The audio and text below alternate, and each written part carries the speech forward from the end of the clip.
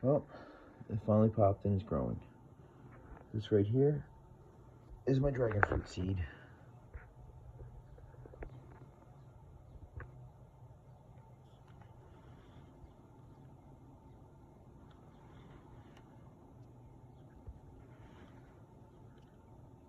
It's only going to take about 5 years to produce fruit,